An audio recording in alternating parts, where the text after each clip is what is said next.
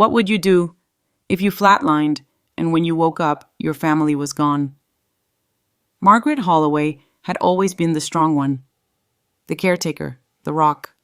She'd raised 2 daughters through grief and debt after her husband's sudden death, worked 2 jobs, paid off their student loans, and babysat their children every summer without complaint. But when life turned on her, when her own heart betrayed her, and she collapsed in the kitchen, clutching her chest, it wasn't love that answered. It was silence. She flatlined in the ICU for 11 full seconds. When they brought her back, gasping and disoriented, the first thing she saw was a nurse named Carlos. He looked shaken, maybe more than she was. He squeezed her hand and asked softly, "Do you want me to call your family?" She blinked, still dazed, trying to form the words. He didn't know they weren't there. No one was. Instead, beside her bed, tucked beneath a plastic jug of hospital water, was a handwritten note in her daughter's cursive. "We're in Maui for a few days. Hope you're feeling better when we get back. Take care. 12 days. 12 days of ocean sunsets, while their mother lay unconscious in a sterile room under flickering fluorescent lights. No phone calls. No flowers. No familiar voices. Just the beep of machines and the taste of metal in her mouth. The betrayal wasn't loud. It didn't shout. It settled over her like fog, slow, heavy, suffocating. She asked about her daughters once. Carlos just told her to rest, but that night, Margaret overheard him on the phone near her bed. "Yes, ma'am." She stabilized. "No, she's conscious now. Would you like to speak to her?" A pause. Then, "Okay, got it." She never found out which daughter it was. Maybe it didn't matter. The message was the same: they didn't want to talk to her. For 8 days, she lay there alone with her breath, her shame, and the terrifying realization that the people she had poured her entire life into had simply left. Not with malice, with convenience. Her existence was no longer essential to them, so they paused it, skipped it, as if her pain was a side plot in their main story. When she was finally discharged, she didn't go home in triumph. She went home in a transport van, wheeled out by Carlos, who looked like he couldn't meet her eyes. She had to wait outside her own house for 20 minutes because the spare key, once hidden in a ceramic frog near the steps, had been removed. When the door opened, it wasn't her daughter. It was Rick, her son-in-law, holding a Starbucks cup, pretending to be surprised. "Oh, hey, Margaret. You're back early." Back early from what? Her own near death. Inside the world she had built was already half erased.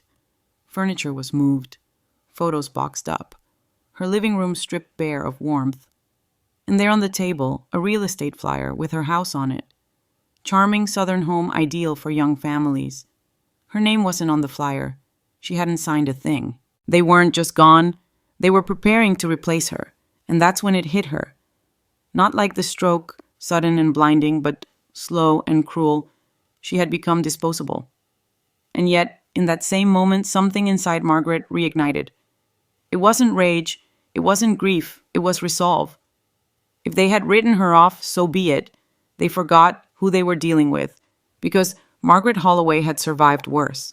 And this time, she wasn't going to beg for space in someone else's life. She was going to take her power back and disappear from theirs. Sometimes silence doesn't hurt because it's loud. It hurts because it's chosen. Margaret Holloway had always believed that love showed up. Maybe not with flowers, maybe not with fireworks, but it showed up when it mattered. In hospital rooms, in moments of weakness, in the quiet, fragile hours when strength fails and connection is all that's left. But on the second night in the ICU, Margaret learned what silence really sounds like. The flatline still echoed in her ears, the sting of the defibrillator still raw in her chest. Her body felt like a stranger tube's running from her wrists, her lips dry and cracked, every breath laboring through a throat she couldn't clear. She couldn't even speak when the nurse first called her name. She blinked, grunted, raised her fingers. That was all. Carlos the nurse had kind eyes, steady hands, but there was panic behind them, like he wasn't expecting her to wake up. He helped her sip water, adjusted her blankets, and whispered, "You scared us." She tried to ask about her daughters. Her voice cracked. Nothing came out. Carlos smiled softly and said, "Just rest, Margaret. You're okay now." But she wasn't. Not really. That night, after the shift change, she heard Carlos on the phone just outside her curtain. She wasn't supposed to hear it. But she did. "Yes, ma'am. She stabilized. Yes, she's conscious now. Would you like to speak to her?" Silence? Then, "Okay, got it. Just thought you'd want to know." He hung up. Margaret stared at the ceiling. Not the blank tile one above her, but the one in her mind. The ceiling that had just collapsed. The illusion that her daughters would come through the door wide-eyed and breathless, saying how sorry they were, how scared they'd been. That illusion died with that phone call. She wasn't unconscious anymore, but now she was something worse, unwanted. 8 full days passed in that bed. No visitors, no phone calls, no flowers, not even a text. The only human interaction she had was a rotation of nurses, asking about pain levels and checking vitals. Her daughters never called, never asked for a video update, never even sent a nurse to deliver a card. The sting wasn't just abandonment, it was confirmation. That she was now more of a burden than a mother. That her presence had quietly shifted from nurturing to inconvenient. She wasn't in recovery. She was in exile. By the time she was cleared to go home, she had memorized every inch of the ceiling, every chirp of the monitor, every pattern in the curtain. She had tasted the bitter flavor of insignificance. And it changed something in her. Carlos was the only one who looked her in the eye when she left. He offered to wheel her to the transport van. He helped fold her blanket. He looked embarrassed, and maybe he should have. He had seen what they didn't bother to see. She arrived home, not to a warm embrace, but to a locked door. The emergency key was missing. She waited in a van like an unwanted tenant waiting to be let in. When Rick finally opened the door, Starbucks in hand with a fake laugh, an awkward smile, Margaret didn't say anything. She couldn't. Not yet, because everything had already said enough. The silence had spoken. The unanswered call had screamed. The empty bedside had echoed louder than any argument could. And deep inside, something broke. Not in a way that shattered, but in a way that finally gave her clarity. If they didn't come when she was dying, they didn't deserve her when she lived. Margaret didn't weep. She didn't rage. She observed. She absorbed. And quietly, without drama, she began to make a new decision. They had chosen absence. She would answer with distance. It wasn't the silence that broke her, it was the paperwork. When Margaret Holloway finally stepped inside her own home after being discharged from the hospital, nothing felt familiar. The walls were still painted the same soft beige, but the air had changed. Colder. Still. Impersonal. A home stripped of memory before the body was even cold. The furniture had been rearranged, her armchair was missing. Boxes lined the hallway. Her wedding photos, once hanging above the fireplace, were stacked near the door, like they were going to Goodwill. Her kitchen, once the center of laughter and holidays, smelled of fresh paint and strangers. She stood motionless, heart-pounding breath, shallow. Her home had been turned into a transaction. And then she saw it. A real estate flyer lay open on the dining table, charming southern home. Perfect for young families. Her home. Her name wasn't on it. Her signature wasn't on anything. In a daze, she followed the quiet destruction of her life into the kitchen where she found the file folder. It sat there, plain unassuming. But inside it held the truth power of attorney documents stamped and dated. Her own name scribbled at the bottom 2 years earlier after a minor surgery. She remembered that day. Kelsey had rushed into the hospital room with a pen and clipboard. "It's just for the insurance, Mom." "Standard stuff. Just sign here before you go under." Margaret, groggy from pre-op medication, had signed without reading. She trusted her daughter. Why wouldn't she? But now those pages had become weapons, tools, proof that the people she raised were willing to erase her the moment she became inconvenient. As her legs gave out, Margaret sank to the floor, clutching the folder. Her heart didn't ache, it hardened. They weren't preparing to welcome her back. They were preparing to phase her out. She sat there for what felt like hours before crawling toward the pantry. Behind the rice canisters and soup cans was a shoebox she hadn't touched in years. Inside her emergency cash, and more importantly, the handwritten password ledger she had kept since 1998. They might have taken her house, but they hadn't taken her memory. Opening Erin's old iPad, which still worked, and was miraculously unlocked, she found it a text thread between her children. "Kelsey, house goes on MLS Monday. If she's not home yet, we'll start the assisted living intake. Erin, let's be honest, Mom was never good at boundaries." That word, boundaries. As if loving them endlessly, giving up vacations, giving up retirement, bailing them out of debt, babysitting their kids for free, and cooking every holiday was a flaw. As if the only boundary she had ever violated was not disappearing fast enough. She didn't cry. Not then. She didn't scream either. She just got up, slowly, stiffly, with the quiet grace of a woman who had finally stopped waiting for someone to notice she was in the room. Because they hadn't made a mistake. They had made a decision. And now, so would she. The next morning, Margaret called her old lawyer James Puit, a former student of hers, now managing partner at his own firm. When she told him what had happened, he listened in silence, then said, "You're not the first, Margaret, but you might be the first to fight back fast enough." James helped her review the documents. The power of attorney Kelsey activated didn't allow for real estate transfers without consent. They had overstepped. If she moved quickly, she could reverse it all. And she did. With James by her side, Margaret filed to rescind the power of attorney, reinstated her full legal rights, and took control of the home, her home. Not to save it, but to empty it before they could. Because Margaret Holloway wasn't a victim. She was a woman they had underestimated for the last time. There comes a moment when heartbreak stops aching and starts sharpening.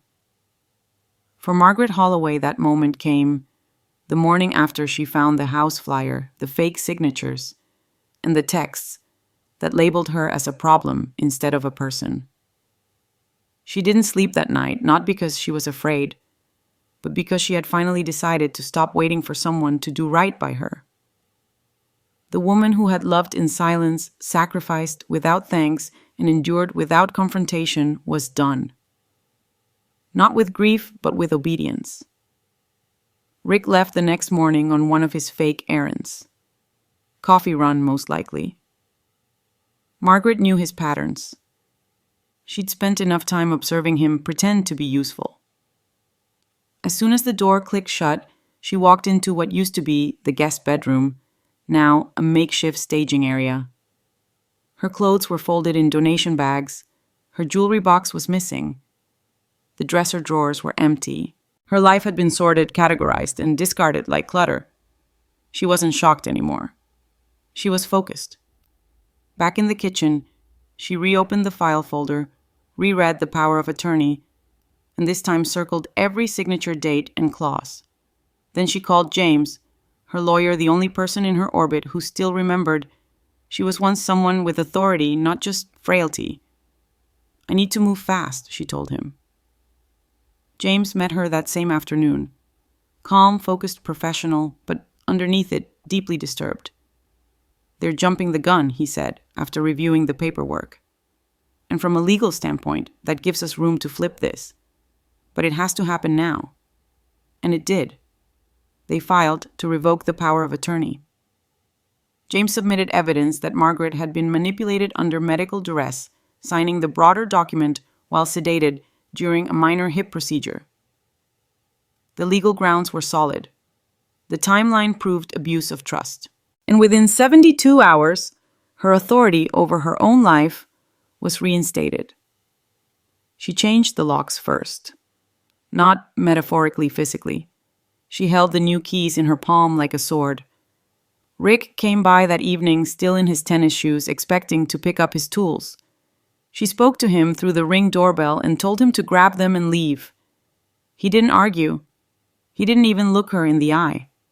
Because cowards don't know what to do when the person they tried to bury walks back in holding the shovel. Margaret didn't stop there. She went room by room, clearing what she wanted, shredding what they thought they could take, boxing up what they had deemed unimportant. The house was no longer a home, but it was still hers until she chose otherwise. Within 10 days, she had relisted the property under her name. Cash buyer. No contingencies. 11-day close. She withdrew every cent from every joint account they'd attached themselves to. Opened new ones. New routing numbers. New passwords. New control. Then she began packing for real. Not in panic, not in fear, but in clarity. She kept only the essentials, her late husband's watch, the photo album from when her daughters were still innocent, and a few drawings from her grandchildren, back when love had no strings. Everything else, sold, donated, erased. She wrote 2 letters, one for each daughter. She didn't blame them, not directly. She simply wrote, "You showed me who you are. Thank you for the education." Then she unplugged the fridge, took the spare house key from the ceramic frog one last time, and walked away. No dramatic exit. No suitcase dragging behind her. Just a quiet woman with nothing left to lose, finally reclaiming what was always hers herself. Margaret Holloway had been dismissed, overlooked, underestimated. But they forgot one thing. You don't erase a woman like her. You wake her up. Some people run away. Others walk out slowly and never look back. Margaret Holloway didn't vanish in a storm. She disappeared in stillness. No police report. No screaming fight. No dramatic confrontation. Just a folding chair, a peanut butter sandwich, 2 duffel bags, and a decision. After reclaiming her power and legally taking back her home, Margaret had nothing left to wait for. Her daughters would return to Charleston in less than a week. They'd expect to find their carefully prepared transition plan still in motion. They had no idea she had sold the house out from under them, drained the accounts, and closed every door they once had a key to. She didn't tell anyone, not even her lawyer James, where she was going. That was the point. The morning she left the house was empty. Not a picture frame on the wall, not a spoon in the drawer, just silence. She sat in the middle of the living room on a plastic chair, the same space where Christmas trees once sparkled and family laughter once echoed. That life was gone, not just because they'd erased her, but because she now chose to erase them. She wrote 2 letters, one to each daughter. Not angry, not sentimental, just honest. You taught me something important, that my love was never the problem. Your entitlement was. She signed it, not as Mom, but as Margaret. Then she left the keys on the counter, unplugged the fridge, and stepped out into the early morning light. The sun was just rising over the South Carolina horizon as she pulled out of the driveway, in her silver Corolla, nothing flashy, nothing memorable. And that was exactly what she wanted. No one pays attention to a woman who looks like she's already disappeared. She drove north. No GPS, no reservations, no destination.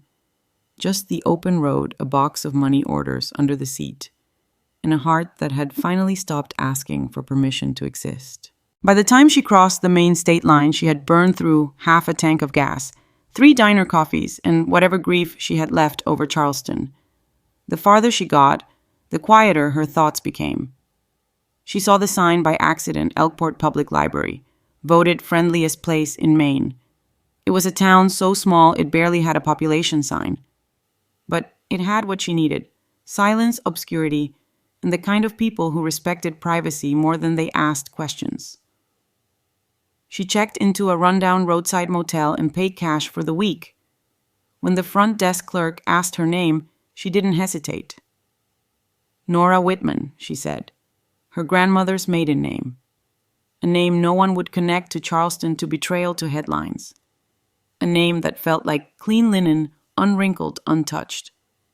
She told the clerk she was a retired librarian from Roanoke, Virginia. Widowed, childless, looking for a quiet place to start over. And just like that, she was reborn. Nora found a small trailer for rent behind a bait shop. No lease.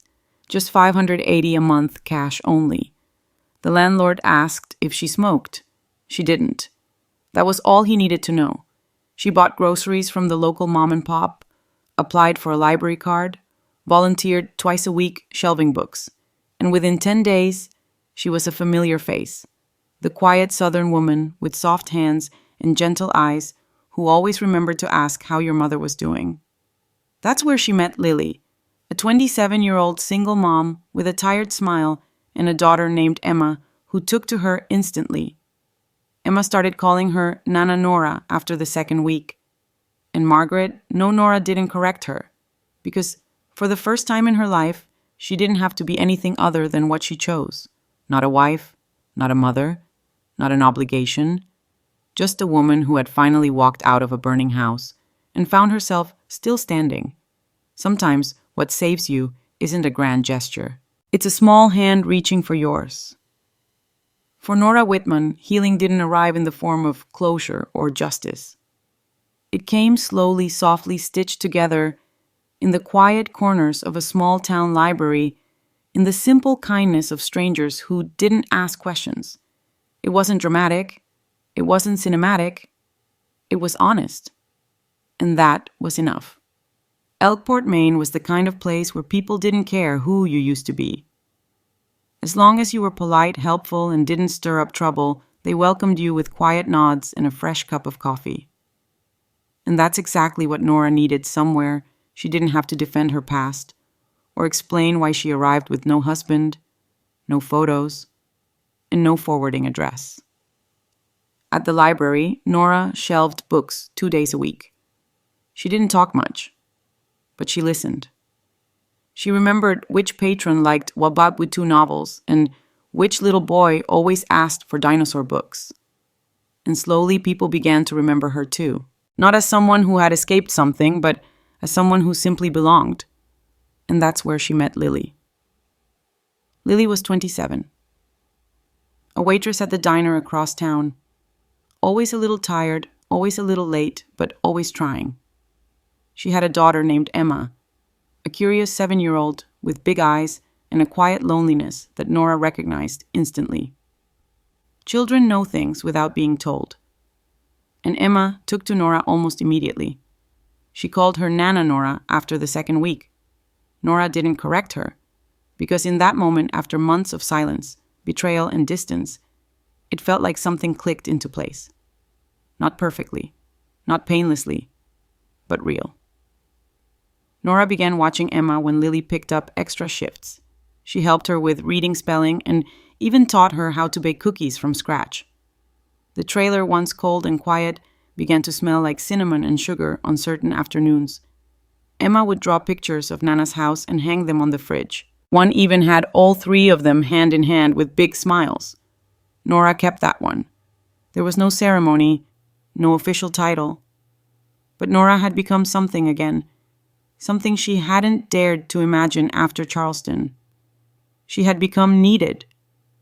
Not in the heavy way she had once been used, but in the gentle, mutual kind of way where presence alone is enough. And the surprising part, she didn't feel like an imposter. She had kept a small notebook under her pillow where she recorded every lie she told when she arrived in Elkport, just in case she forgot who she was supposed to be. No children, no Charleston, no Margaret Holloway, just Nora, the retired librarian from Roanoke. But as the days passed, she stopped writing in it. She didn't need to remind herself who she was pretending to be, because somehow This version was becoming real. Still at night, the past whispered. She would sometimes wake up gasping, not from fear, but from the terror that someone somewhere would knock on her door and speak her real name aloud. The one she'd buried, the one that carried pain. But when the morning light poured through the trailer blinds and she heard Emma's small footsteps running up the porch steps, yelling, "Nana, look, what I found," those fears faded. This was not a perfect life. It was not a life without memory, but it was a life rebuilt on choice, not guilt. Nora didn't need to be forgiven. She didn't even need to forget. She just needed something new to protect. And she had found it. In a tired mother who looked at her with trust. In a little girl who called her Nana like she meant it. And in herself, finally learning to live without apology. Peace has a heartbeat, but the past knows how to break it. For weeks, Nora Whitman lived in a fragile rhythm. Mornings at the library, afternoons tutoring Emma, quiet evenings folding laundry in her rented trailer, while the wind shifted through the pines. Elkport was small, almost invisible on a map, and that suited her just fine. She didn't want headlines. She didn't want applause. She just wanted the right to exist in silence without apology. And for a while it worked. She had gone from discarded mother to quiet neighbor, from ghosted parent to beloved Nana Nora. No one asked about Charleston. No one whispered her real name. She belonged not because she proved anything, but because she asked for nothing. But healing is a tender thing. It doesn't shout. It grows softly until something breaks it open again. It happened 3 days after Emma's 7th birthday. Nora had helped decorate the VFW hall with mismatched balloons, folded paper streamers, and cupcakes dusted with far too much powdered sugar. She had laughed. She had danced. And she had taken a photo, just one, with Emma and Lily, their arms wrapped around her like they had always been family. A young mom, cheerful and tech-savvy, had taken a short video of the gift opening moment. In the clip, Emma squeals with delight over a stuffed animal, while Nora leans in smiling with that quiet warmth she thought had long left her. It was a sweet moment, 30 seconds of harmless joy. But harmless things, once uploaded, can become fire. The video was reposted to a popular parenting blog, then shared to TikTok, then re-edited by a Storytime creator who remembered the viral news story from Charleston months earlier about a woman whose daughters left her alone in the ICU while vacationing in Maui, then tried to sell her house behind her back. The caption read, "Found her grandma ghost lives. New name, new town, new family, and we're rooting for her." Within hours, Nora's quiet life turned into a digital eruption. She was everywhere. Twitter threads, YouTube reactions, side-by-side comparisons of her face at Emma's birthday versus the news clips from South Carolina. Commenters praised her for her bravery. Others speculated that she had faked her illness. Some accused her of abandoning her real family. A few even suggested she should write a book. Nora didn't know any of it until Lily stormed into the library phone, trembling in her hand, her face pale with concern. "Nora, you need to see this." They sat together in the back room, surrounded by stacks of returned books, as the comments flooded the screen. Thousands of strangers debated her choices, her worth, her name. It wasn't just exposure. It was a violation, a rupture of the sacred space she had built from nothing. Nora stared at the screen. Her heart didn't race. It froze. For the first time since Charleston, she felt that old panic crawl up her spine. Not fear of punishment, but fear of being seen again by the people who had thrown her away. She swallowed hard and said the words she hadn't said out loud to anyone, not even herself. "My name's not Nora. It's Margaret. Margaret Holloway. And I didn't run away from a family. I escaped one. Lily didn't flinch. She didn't press. She just nodded and said, "Okay. So, what do we do now?" That night, Nora didn't sleep. She lay awake, not with regret, but with readiness. She had lived quietly for almost 2 months. But now that time was over. By morning, the video had passed 1 million views, and outside, parked across from the library, was a silver Toyota with South Carolina plates idling, watching, waiting. The woman who stepped out was thin, familiar, trembling at the edges. It was Erin, her daughter, and she was here. Not to reclaim her mother, but to face what they had created. Some reckonings don't come with raised voices. They arrive in whispers, holding coffee cups, asking for a second chance. When Margaret Holloway saw the silver Toyota idling across from the library, she didn't need to see the license plate to know.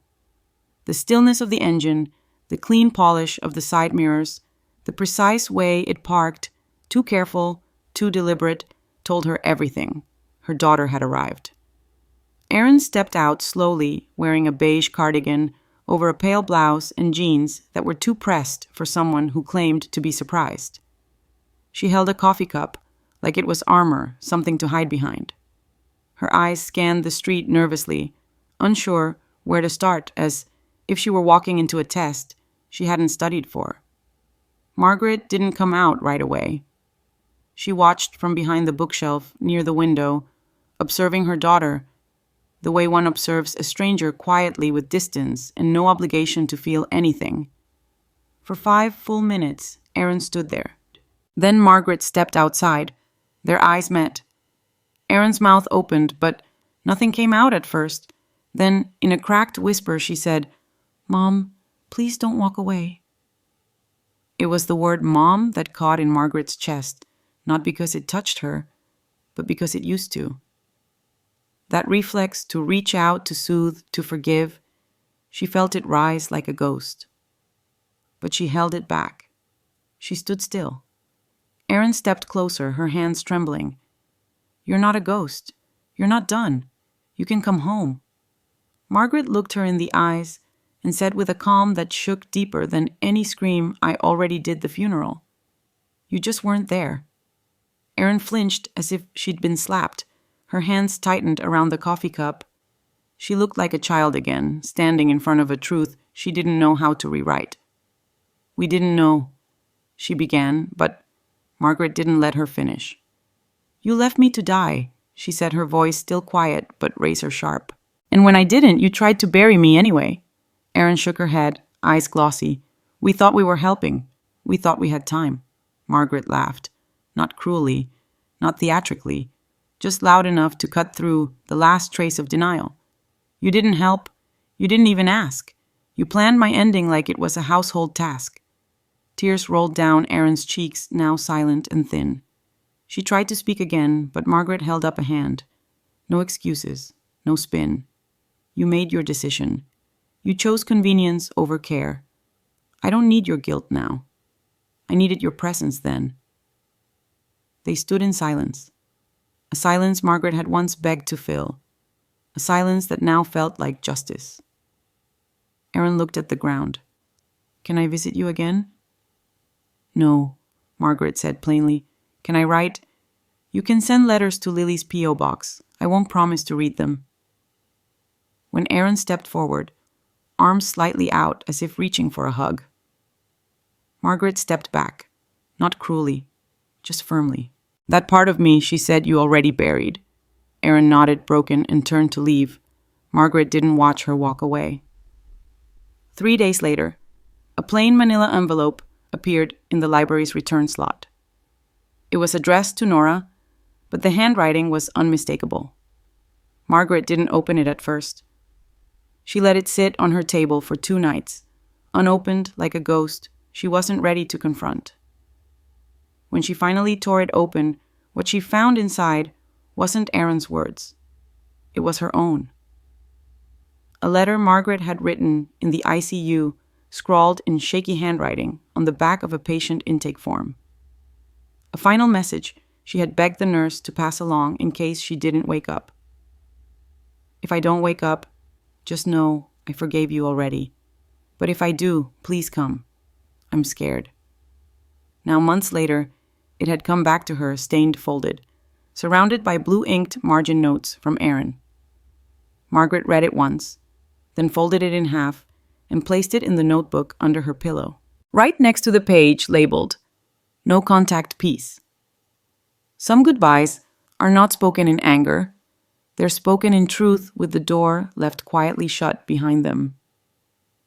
When Kelsey emailed the library, Margaret almost deleted it without reading. The message was short, measured, no drama. Just, "I'd like to come. Just once. No Rick, no cameras. Just me." There was no mention of Aaron, no mention of what had already been said. Just a daughter asking for a moment, a second chance at something too broken to be rebuilt. Margaret stared at the screen for a long time before she replied. She didn't feel rage anymore. That had been burned off somewhere between the hospital bed and the open road. What remained was something colder, cleaner, a quiet certainty that not everything deserved to be salvaged. She typed her response with calm fingers. "One visit. That's it. Bring the letter with you." She didn't know what she expected to feel. Maybe curiosity. Maybe a final crack in the wall she had spent months rebuilding. But she knew this visit wasn't for healing. It was for witnessing. It was to see the truth in Kelsey's eyes, or the lack of it. It was to draw the final line not in sand, but in stone. Kelsey arrived on a gray Saturday morning, dressed like she was headed to brunch, not a reckoning. White blouse heels too polished for gravel hair pinned with intention. She clutched a canvas tote like it was a lifeline. Margaret chose the cemetery for the meeting.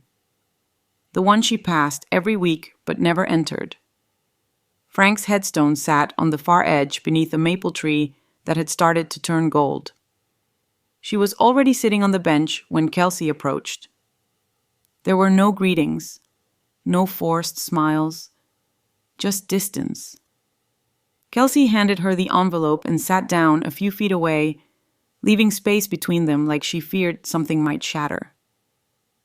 Margaret opened the letter and found it the one she had written while in the ICU, the one that had traveled through time now covered in Kelsey's scribbled notes in blue ink. "We didn't know it was that serious. I thought Aaron would go. I was scared." Kelsey didn't cry, not yet. She looked down at her hands and said quietly, "I didn't know how to watch you get weak." Margaret let the silence stretch between them long and heavy. Then she said, "I didn't need you to be strong. I needed you to show up." Kelsey nodded slowly, like it was a truth she had finally allowed to land. "You think I don't hate myself?" she whispered. "You think I sleep at night?" Margaret turned toward her daughter, face still, eyes steady. "I think you sleep better than I did. Wondering why the two girls I raised with everything I had couldn't sit beside me while I bled alone." That was when Kelsey broke. The tears came hard, sudden, not performative, just raw. She wept into her sleeve like she didn't want Frank to hear her, like shame had finally caught up with her. "We were selfish," she said. "We thought we had time." Margaret looked toward the headstone. So did he. She didn't forgive her. Not out loud, not internally, not in any way that required her to offer herself up again. What she offered instead was the truth. "You and Aaron are grown women. You made a decision. You don't get to rewrite it now just because people saw what it looked like." Kelsey nodded, broken, but not asking for repair. She asked if she could visit again. No, she asked if she could write. "You can send letters to Lily's P.O. box. I won't promise to read them." When they stood to leave, Kelsey stepped forward, arms tentatively open for a hug. Margaret didn't move. She stepped back, calmly, without malice. "That part of me," she said, "you already buried." And this time she got to choose the funeral. Some endings don't feel like closure. They feel like breath. Like the first time you inhale, without permission, without apology, without anyone asking you to explain who you are. On the morning after her final meeting with Kelsey, Margaret sat at the small table inside her trailer with a fresh sheet of notebook paper, the same notebook she had once used to track fake details, cover stories, and passwords, her script for surviving. But this page wasn't for pretending. At the top, she wrote just 2 words. You did it. No one else would read it. It wasn't a confession or a declaration, it was a recognition. A whispered nod to the woman she had become, not by rebuilding what was broken, but by walking away from what had poisoned her slowly. She listed everything she had left behind. A house that had become a strategy board, a name that had become a liability, a family that had confused love with control, an inheritance with loyalty. She let it go. All of it. Not out of bitterness, but out of clarity. Then she listed what she had gained. Quiet mornings, real conversation, a child's laugh that came with no price, and a woman named Lily who saw her not as someone who had once belonged to someone else, but as someone who belonged now as she was. Margaret folded the letter, sealed it, and wrote on the front in bold letters, Nora Whitman. Keep. She placed it into a shoebox under her bed alongside Emma's drawings and the one photo she still kept of her daughters, taken long before they understood the word inheritance. That afternoon she helped Lily trim hedges outside the trailer porch. Emma ran up sandy and barefoot, holding a chipped seashell in her hand. Nana, look what I found. Margaret didn't flinch at the name. She just smiled and said, perfect. Let's go build something with it. And they did. On the sand, with the wind in their hair and the sun low on the horizon, they stacked shells and driftwood like architects of something only they could see. Not because everything was healed, but because healing was no longer the point. She wasn't trying to repair the past. She was finally living outside of it. She didn't check the news anymore. She didn't open the mailbox hoping for letters that might contain apologies or explanations. She didn't wonder if Aaron would write again or if Kelsey would show up. That version of the story, the public version, the headlines, the viral video, the think pieces about abandonment and revenge, didn't belong to her anymore. They could tell it however they liked. She wasn't Margaret Holloway, the scandalized grandmother. She wasn't the mother left behind in an ICU bed. She wasn't a victim or a symbol or a ghost. She was Nora. Just Nora. And for the first time in her life, she chose what that meant. She didn't belong to a family that kept score. She didn't belong to a house full of box memories. She belonged to a little girl who ran to her without conditions. To a town that welcomed silence. To a name that wasn't borrowed, it was built. Sometimes strength doesn't look like confrontation. Sometimes it looks like walking away and refusing to be pulled back into someone else's version of who you were. Sometimes it means disappearing and then choosing where to exist again. Nora Whitman didn't disappear. She reclaimed. And this time, no one, not legacy, not blood, not guilt, would define her again. She had already chosen her name. Now she was choosing her life. Sometimes the bravest thing you can do isn't to forgive, it's to walk away and rebuild. Margaret's story is not just about betrayal, it's about rebirth. It's a reminder that loyalty without respect is a slow form of erasure, and that blood ties do not excuse emotional abandonment. When she was left to suffer alone in a hospital bed, her children revealed who they truly were. But Margaret's strength wasn't in fighting to be loved again. It was in realizing she didn't have to be. The lesson: you are allowed to outgrow people who no longer see your worth. You are allowed to protect your peace, even if it means starting over with nothing but a new name and a quiet town. Forgiveness doesn't always mean reunion. Sometimes it means release. Sometimes it means choosing a life that honors your dignity, not your past. In a world that often confuses silence with weakness, Margaret shows us that disappearing isn't defeat, it's freedom.